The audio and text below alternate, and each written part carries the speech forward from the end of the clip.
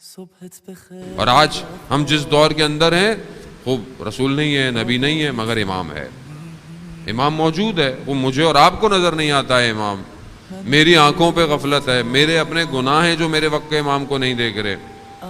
ہمارے استاد نے ایک شخص کا واقعہ بیان کیا کہ حج پر گیا ہوا تھا، 7ویں 8ویں حج سے 1-2 دن پہلے کی بات ہے، کہتا ہے میں مسجد حرام کی طرف جا رہا تھا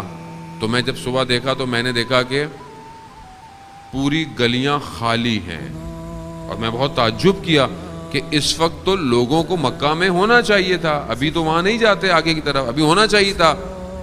تو میں بہت پریشان ہوا کہ مجھے کوئی نظر نہیں آ رہا۔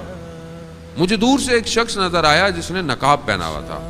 تو میں نے کہا کہ یہ قریب آئے تو میں ان سے پوچھوں کہ لوگ کہاں چلے گئے، مگر جیسے ہی وہ شخص قریب آتا گیا میرے بدن میں اس شخص کی ہیبت بڑھتی چلی گئی، اور ایسا لگا کہ شاید میں کچھ پوچھ نہیں پاؤں گا۔ اس شخص نے میرے قریب آ کر اپنے نقاب کو ہٹایا، بس میں نے اسے دیکھا تھا اور تھوڑی دیر بعد وہ غائب ہو گیا، اور دیکھا کہ لوگ میرے آس پاس چل رہے ہیں۔ تو عالم دین نے اس شخص سے پوچھا کہ تم نے کیا دعا مانگی تھی خانہ کعبہ کو دیکھ کر پہلی دفعہ؟ کہا میں نے کہا تھا اللہم ارنی طلعت الرشیدہ، کہ پروردگار مجھے ترسندہ چہرہ دکھا۔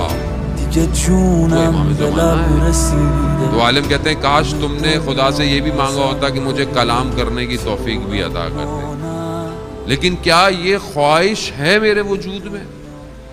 کوئی امام ہے؟ عزیزان محترم، امام ہی کا کام ہے کہ یہ جو ہمارے اندر 2 خصلتیں جمع ہو گئی ہیں اس کو وہی تو دور کرے گا، اور یہ اس کا پاک وجود ہے جو مجھے اس طرف متوجہ کراتا ہے کہ جو میں کر رہا ہوں، اگر برا کر رہا ہوں تو میں برا کر رہا ہوں، اگر اچھا کر رہا ہوں اچھا کر رہا ہوں۔ جو بھی نیکی دنیا میں ہوتی ہے،